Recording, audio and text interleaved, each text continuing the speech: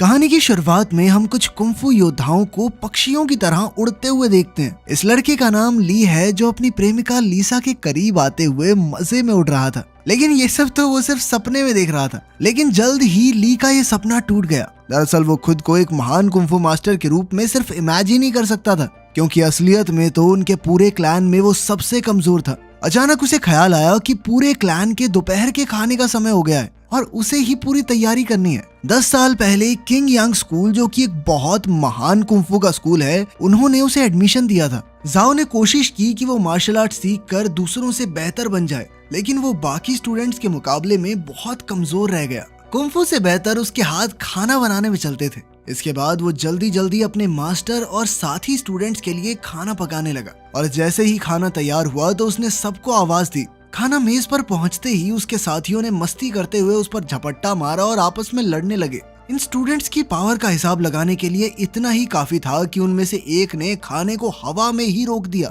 थोड़ी देर बाद मास्टर की पत्नी सुरु आई और उसने हमला करके उसे जमीन पर गिरा दिया। फिर जब मास्टर की एंट्री हुई तो सभी एकदम डिसिप्लिन में शांति से बैठ गए। स्टूडेंट्स को अब सिर्फ नॉर्मल चावल खाने पड़े, क्योंकि ली के तैयार किए हुए खाने को तो वो बर्बाद कर चुके थे। अचानक से मास्टर ने ली से पूछा कि भाई खाना तो ठीक है, तेरी ट्रेनिंग कैसी चल रही है? ली बड़ी खुशी से बताने लगा कि मैं पहले लेवल को बस पार करने ही वाला हूँ, जिस पर उसके साथियों ने तुरंत उसकी वाहवाही शुरू कर दी। लेकिन मास्टर को यकीन नहीं हुआ और उसने ली को आगे बुलाकर उसके शरीर की ऊर्जा को जांचने का फैसला किया। इतने सालों की ट्रेनिंग के बावजूद भी ली कुछ ही पलों में झुकने लगा। ये देखकर लीसा, जो मास्टर की बेटी है, पीछे से ली को सहारा देने लगी। लेकिन मास्टर धीरे धीरे अपनी ताकत को बढ़ा रहा था, इसलिए धीरे धीरे सभी चुपके से अपनी ऊर्जा ली को देने लगे ताकि वो मास्टर के टेस्ट में टिका रहे। लेकिन मास्टर को उनकी ये चाल समझ आ गई और उन्होंने एक ही झटके में सबको हवा में उछाल दिया। इसके बाद उन्होंने ली को पहला लेवल क्लियर करने में नाकामयाब बताया। इसके बाद हम देखते हैं कि लीसा चुपके से उसकी ट्रेनिंग में मदद करती थी। उन्हें छुप छुपा कर करना पड़ता था, क्योंकि किंग यांग स्कूल में किसी दूसरे मास्टर से सीखना अलाउड ही नहीं था। इस नियम को तोड़ने पर या तो उन्हें निकाला जा सकता है या फिर 10 साल के लिए एक दीवार की तरफ बैठ के मेडिटेशन करो। खैर, ली इस बार लेवल 1 की ट्रेनिंग पूरी करने ही वाला था कि तभी अचानक उसके गले में पहने हुए लॉकेट में से रोशनी निकलने लगी और अचानक से वो नीचे गिर पड़ा। लीसा ने बताया कि उसे ऐसा महसूस हुआ जैसे ली के शरीर के अंदर दो ताकतें आपस में लड़ रही हों, पर दोनों ने ही इस बात पर ज्यादा ना सोचते हुए आगे बढ़ने का फैसला किया। ली ने बताया कि 10 साल पहले उसके माँ बाप को डीमन किंग ने मार डाला था। उस हमले में उनका पूरा गांव तबाह हो गया, जिस पर लीसा ने सोचा कि अगर वो उसे उसी जगह पर ले जाए तो शायद उसका मन हल्का हो सकता है। असलियत में बिना परमिशन लिए वो स्कूल को छोड़कर बाहर नहीं जा सकते थे, लेकिन उन दोनों ने इस बारे में थोड़ा सोचा और चुपचाप वहां से खिसक लिए। वो जल्द ही उस सुनसान गांव में पहुंचे। वहां पहुंचते ही ली को उस दिन की याद आई जब पूरा गांव नष्ट हो गया था। ली और उसका दोस्त जिन यू घर लौट रहे थे कि तभी उन्होंने पूरे गांव को बिजली और तेज रोशनी से घिरा हुआ देखा। तभी अचानक उनके सामने से मुखौटा पहने हुए एक आदमी गांव के सबसे ताकतवर मार्शल आर्टिस्ट का पीछा कर रहा था। ली और जिन यू इस लड़ाई के बीच में फंसकर बेहोश हो गए। जब ली को होश आया तो लड़ाई अब भी चल रही थी। वो आदमी जिसने मुखौटा पहना हुआ था हार रहा था, लेकिन तभी उसने ली को वहां खड़े देख लिया। उसने ली पर हमला करके उसके कपड़ों में एक जहरीला कीड़ा छुपा दिया, और जैसे ही उनके गांव का वो ताकतवर योद्धा उसे बचाने के लिए आया तो ली को पकड़ते ही उस कीड़े ने उस योद्धा को काट लिया। लेकिन उस कीड़े का जहर भी मास्टर को मार नहीं सका, बल्कि उन्होंने उस शख्स को पीट कर भगा दिया। एक जोरदार धमाके के बाद ली और जिन यू ने जब गांव में लौटकर देखा तो उनको सभी लोग मरे हुए मिले। दुख के मारे वो दोनों रोते रहे। थोड़ी देर बाद ली का मास्टर अपनी बेटी लीसा के साथ वहां आया और उसे अपने साथ ही ले गया। इस दौरान किंग यांग स्कूल में सारे 7 मास्टर मिलकर आपस में एक मीटिंग कर रहे थे। हर 60 साल बाद सारे मास्टर अपने स्टूडेंट्स के बीच एक कंपटीशन रखते थे, ताकि ये तय किया जा सके कि आखिर कौन सा मास्टर सबसे ज्यादा ताकतवर योद्धाओं को तैयार कर सकता है। इस कंपटीशन में जीतने वाले को महासेना नायक बना दिया जाता। किंग यांग स्कूल के नीचे एक पुराना दुश्मन बसा हुआ था और एक मास्टर को लग रहा था कि डीमंस अपनी संख्या बढ़ा रहे हैं, इसीलिए ये टूर्नामेंट एक तरह की ट्रेनिंग भी है ताकि सभी स्टूडेंट्स दुश्मनों से लड़ना सीख जाएं। इसके बाद हम देखते हैं कि कुछ स्टूडेंट लड़के छुपकर शाओजू क्लैन के स्टूडेंट्स, जो कि आमतौर पर लड़कियां ही होती थी, उन्हें ट्रेनिंग करते हुए देख रहे थे। वहाँ एक से बढ़कर एक लड़की थी, तो लड़कों ने तो गेड़ियां मारनी है, लेकिन सभी का ध्यान लड़कियों में से सबसे ज्यादा ताकतवर ज़ूकी पर पड़ा। जैसे ही वो सामने आई, सभी लड़के एक दूसरे के ऊपर चढ़ के उसे देखने की कोशिश करने लगे और इसी धक्का मुक्की में ली छुपने की जगह से बाहर आ गिरा, जिसके बाद सभी लड़कियों ने उसे घेर कर बंदी बना लिया। बाकी लड़के तो निकल गए, पर बेचारे ली को जूकी ने चट्टान से लटका दिया। उसने ली को रस्सी से बांधकर कई फीट ऊपर से नीचे फेंक दिया और आखिर में सजा के तौर पर उसके शरीर में बहुत सारे खुजली वाले कीड़े डाल दिए। ये कीड़े बहुत ज्यादा छोटे थे और इन्हें निकालना बहुत मुश्किल। ली के दोस्तों ने कीड़े निकालने की बहुत कोशिश की, लेकिन वो बहुत ज्यादा थे, तो उन्होंने सोचा कि ली को गर्म बर्तन में बंद कर देते हैं। किस्मत से सही समय पर लीजा वहां पहुंच गई और उसे बचा लिया। उसने उसे बर्तन से बाहर निकाला और खुद उसका इलाज करने लगी। ली तो पहले ही मन उसे बहुत पसंद करता था और उसकी इस हरकत को देखकर तो उसका प्यार और ज्यादा बढ़ गया। उसने सोच लिया कि वो मेहनत करेगा, ताकतवर बनेगा और फिर जाके कभी अपना प्यार जाहिर करेगा। अगली सुबह ली एक झील के पास रुककर वहां मौजूद ड्रैगन से सलाह मांगने गया। वो उसके लिए खाना भी लाया था और पूछ ही रहा था कि लीजा से आखिर कैसे बात करे। टूर्नामेंट में अब कुछ ही दिन बचे थे, तो अब लीजा चुपके से अपने पिता की कुछ खुफिया स्क्रोल चुरा लाई, जो उसने ली को दे दिए ताकि वो जल्दी से ज्यादा ही ताकतवर बन जाए। वो तुरंत ट्रेनिंग करने लगा, पर जैसे ही वो ट्रेनिंग का पहला लेवल पार करने वाला था, दो अलग अलग मास्टर्स की आवाज उसके दिमाग में कुछ कुछ कहने लगी और उसके गले में वो ताबीज गर्म होकर उसे दर्द देने लगा। ये नेकलेस उसे 10 साल पहले मिला था। जब उस जहरीले कीड़े ने बूढ़े मास्टर को काटा था, तो मास्टर ने अपनी मौत से पहले अपना पूरा ज्ञान उसे दिया था। साथ ही उसने ये भी कहा था कि इस हार से जल्द छुटकारा पालो। लेकिन ली तो ये अब तक नहीं कर पाया। अब उसे शक होने लगा कि कहीं ये लॉकेट ही तो मुझे ट्रेनिंग पूरी करने से रोक तो नहीं रहा। जिसके बाद उसने इस लॉकेट को फेंकने का फैसला किया। वो सबसे ऊंची चट्टान पर गया और अब वो लॉकेट फेंकना चाहता था, लेकिन एक बंदर उसे छीनने के लिए वहां आ गया। ली तुरंत वहां से भागा, लेकिन बंदर उस पर लगातार पत्थर फेंकता रहा।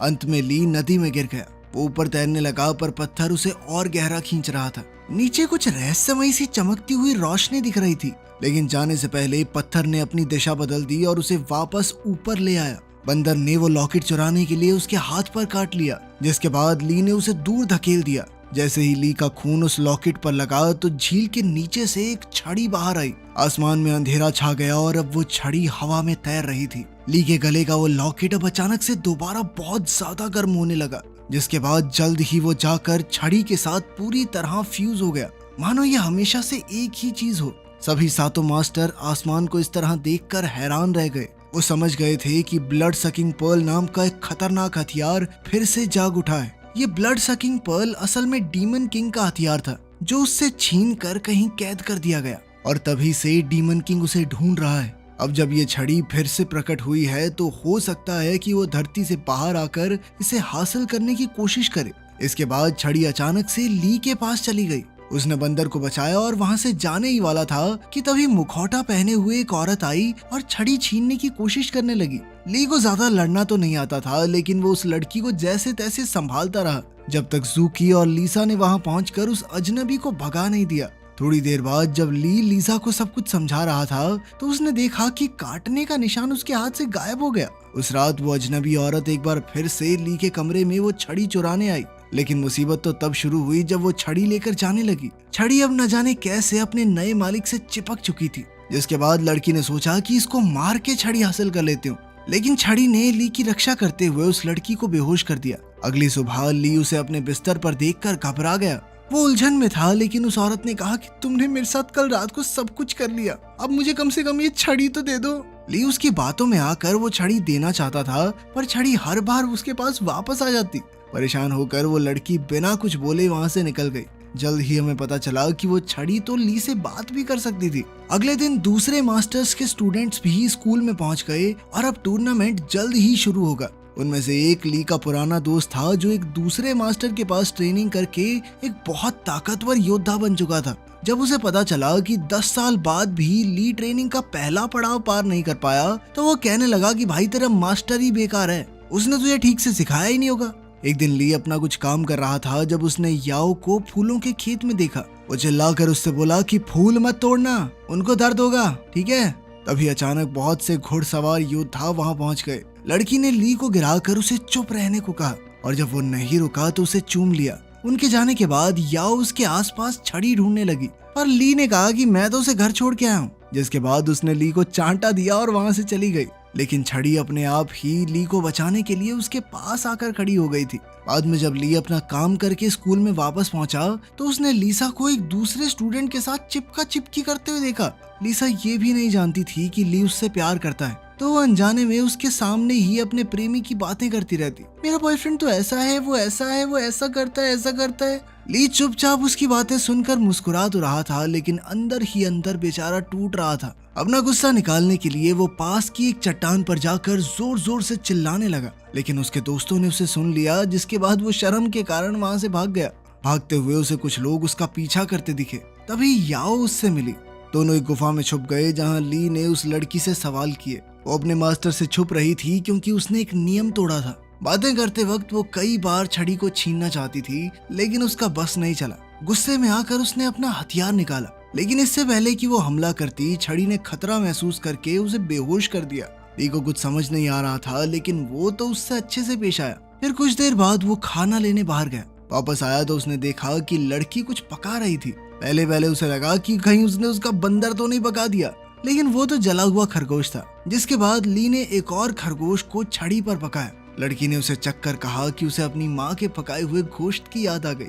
ली के मन में ज्यादा चालाकी नहीं थी और ये देखकर लड़की ने उसे अपनी माँ की मौत और एक ऐसी जगह पर जीने की इच्छा जाहिर की जहाँ उनको कोई ना ढूंढ पाए। आखिरकार टूर्नामेंट का दिन आ ही गया। हर मास्टर के 7 स्टूडेंट्स को चुना गया था, जो आपस में लड़कर फैसला करेंगे कि आखिर नंबर 1 कौन है। इस टूर्नामेंट में अब टोटल 49 स्टूडेंट्स थे, तो ये फैसला किया गया कि जिसके हाथ में भी नंबर 1 बॉल आएगी वो सीधा अगले पड़ाव में पहुंच जाएगा। जैसे ही बॉल्स को हवा में छोड़ा गया, सब उड़ उड़ कर उन्हें पकड़ने लगे।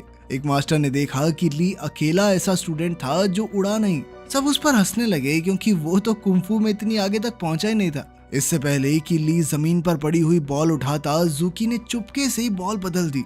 इससे ली को नंबर 1 वाली बॉल मिल गई। ली सोच में पड़ गया, और जब उसने जूकी का शुक्रिया अदा किया तो जूकी कहने लगी कि वो यहाँ लड़ने आई है, बिना लड़े आगे बढ़ने में उसे कोई इंटरेस्ट नहीं है। तो मैंने ये अपने लिए किया है, तुम्हारे लिए नहीं। टूर्नामेंट शुरू हुआ और 31 स्टूडेंट तो पहले दौर में ही बाहर हो गए। शाम को हम देखते हैं कि जूकी अभी भी ट्रेनिंग कर रही थी। वो काफी थकी हुई थी और अब तो बीमार लग रही थी। उसके मास्टर ने उसे आराम करने को कहा, लेकिन जूकी का कहना था कि वो किसी भी हालत में जीतना चाहती है, क्योंकि उसकी मास्टर कमजोर हो रही थी, पर वो नहीं जानती कि दूसरे मास्टर उसे इस तरह समझें। दूसरे पड़ाव में तो जूकी ने अपने ओपोनेंट को बिना तलवार चलाए हरा दिया। उसे देखकर तो अब सभी घबराने लगे थे। अब ली की बारी आई और उसके दोस्त उसे देखने आए थे। सभी ने उसे हल्के में लिया, पर ली ने बड़ी ही आसानी से विरोधियों को हराया। लड़ाई के दौरान उसकी आंखों के सामने थोड़ी धूल आ गई और इसी दौरान छड़ी ने खुद ब खुद अपने ओपोनेंट को हरा दिया। जब ली खाना खाने आया तो सभी उदास थे, लेकिन फिर ली ने बताया कि मैंने तो कर लिया क्वालिफाई। उसकी बात सुनकर सभी दंग रह गए। अगले राउंड में उसका मुकाबला अपने बचपन के दोस्त जिंग यू से था। जिंग यू को लग रहा था कि ली उससे बहुत ज्यादा कमजोर है, तो उसने उसे पहले वार करने का मौका दिया, पर छड़ी ने जोरदार हमला करके जिंग यू को हरा दिया। जिंग यू गुस्से में कहने लगा कि तूने अपनी ताकत छुपा के धोखा दिया मुझे, ये ठीक नहीं किया तूने। वो इस बात से इतना गुस्सा हो गया कि ली के साथ दोस्ती तोड़ के ही चला गया। रात को ली का बंदर उसे उन्हीं महिला योद्धाओं के इलाके में ले गया, जहाँ जूकी नदी किनारे बेहोश पड़ी थी। ली ने उसे उठाया और देखा कि वो काफी कमजोर हो गई थी। उसने जूकी को सलाह दी कि टूर्नामेंट छोड़ दो, पर जूकी ने कहा कि वो किसी भी हालत में इस टूर्नामेंट को जीत कर ही रहेगी। अगले दिन सभी स्टूडेंट्स और उनके मास्टर्स ली और जूकी के फाइनल मुकाबले के लिए जमा हुए, लेकिन आज ली के पास अपनी छड़ी नहीं थी, क्योंकि कल जिंग यू के गुस्सा करने के बाद उसे बहुत बुरा लगा और उसने छड़ी को ही फेंक दिया। छड़ी के बिना ली शुरुआत में ही बहुत घायल हो गया, लेकिन जब जूकी ने उसे सरेंडर करने को कहा तो वो नहीं माना। वो अपनी आखिरी सांस तक लड़ने को तैयार था, क्योंकि सभी लोग हमेशा उसे नाकारा समझते थे। टूर्नामेंट को खत्म करने के लिए जूकी ने अपनी तलवार निकाली, पर अचानक से छड़ी लौट आई, क्योंकि वो अपने मालिक को मरते हुए नहीं देख सकती थी। छड़ी को छूते ही ली के घाव तुरंत ही भर गए। इसके बाद छड़ी एक के बाद एक जूकी पर जबरदस्त हमले करने लगी, पर ली ने जूकी की नाक से खून बहता देखकर उसे रोक दिया। उनकी इस लड़ाई के बीच में डिमोनिक क्लैन वहां पहुंच गया। कई सारे स्टूडेंट्स एक बच्चे की चीख सुनकर जंगल की तरफ गए, लेकिन वो डीमंस का बिछाया हुआ एक जाल था। एक पपेट मास्टर ने उन्हें अपने काबू में करके एक दूसरे को मारने पर मजबूर कर दिया। अब कई राक्षस धरती के नीचे से निकलकर स्टूडेंट्स को मारने लगे, ताकि डीमन किंग के स्कूल में आने का रास्ता साफ हो जाए। खैर सभी 7 मास्टर्स ने ली की छड़ी को पहचान लिया। और वो समझ गए कि यही डीमन किंग का वो खास हथियार ब्लड सकिंग पर्ल है। छड़ी को छीन कर ली को कैद कर दिया गया। उन्हें शक था कि ली ने शायद किसी काले जादू की ट्रेनिंग ली है, पर उसके मास्टर ने कहा कि 10 साल हो गए स्कूल से बाहर नहीं गया लड़का। तभी एक स्टूडेंट वहां दौड़ते हुए आया और उन्हें जंगल के हादसे के बारे में बताया। इसके बाद सभी समझ गए कि ली ने कोई गड़बड़ नहीं की, क्योंकि वो तो कैद में पड़ा है। फिर भी उन्होंने ली और छड़ी को बंद ही रखा और जांच करने निकले। याओ मौका देखकर ली को छुड़ाने के लिए पहुंची, लेकिन वो वहां से भागना ही नहीं चाहता था, क्योंकि उसे डर था कि अगर वो भागा तो सारा इल्जाम उसके ऊपर आ जाएगा। लेकिन फिर याओ को उसे बेहोश करके वहां से ले जाना पड़ा। छड़ी ली को बचाने के लिए सामने आई तो याओ ने उसे समझाया कि मैं तेरे मास्टर को कुछ नहीं कर रही, मैं तो उसे बचाने आई हूँ। जिसके बाद छड़ी भी याओ की मदद करने लगी, लेकिन याओ झूठ बोल रही थी और वो उसे अपने पिता के पास ले गई, जो डीमन मास्टर निकला।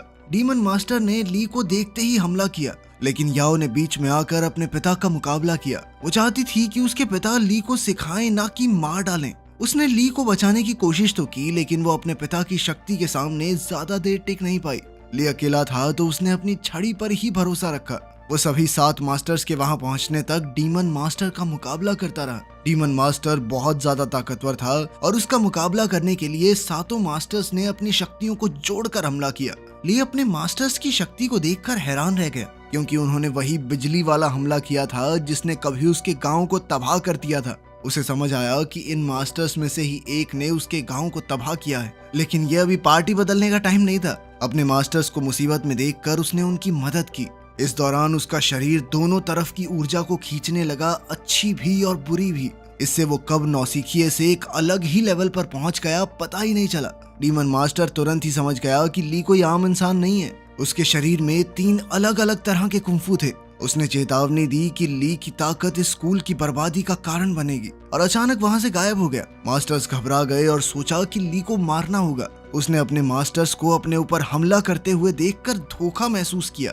अब वो इतना ज्यादा ताकतवर था कि चाहे तो उन सभी को तबाह कर दे। वो अपने मास्टर पर जानलेवा वार करने ही वाला था कि तभी लीसा बीच में आ गई और अपने पिता को बचाने के चक्कर में वो घायल हो गई। लीसा बहुत ज्यादा घायल थी, लेकिन फिर भी उसने हाथ बढ़ाकर ली को अपने आप को पहचानने को कहा। ली होश में तो आ गया, लेकिन बेचारी लीसा मर चुकी थी। इस मौके पर जूकी की मास्टर ने उसे ली को मारने को कहा। जूकी हिचक तो रही थी, लेकिन फिर भी उसने अपनी मास्टर का कहा टाला नहीं। पहला हमला ली के साथी ने रोक दिया और दूसरा उसके मास्टर ने रोका, जो ली से कहता रहा कि जल्द से जल्द यहाँ से निकल जाओ और फिर कभी वापस लौट कर मत आना। तीसरी बार हमला करने के लिए जैसे ही जूकी आगे बढ़ी तो उसे याद आया कि ली ने उसकी जान बचाई थी, तो अपना एहसान उतारने के लिए उसने ली को जाने दिया। ली घायल याओ को उठाकर उड़ गया, उससे यह वादा करते हुए कि वो उसे एक ऐसी जगह ले जा रहा है जहां उसे कोई ना ढूंढ पाए। तो आपको बहुत टाइम बाद ये कुंफू मूवी कैसी लगी कमेंट्स में जरूर बताना। अगर ऐसी मूवीज और देखना चाहते हो तो कमेंट कर देना, ठीक है।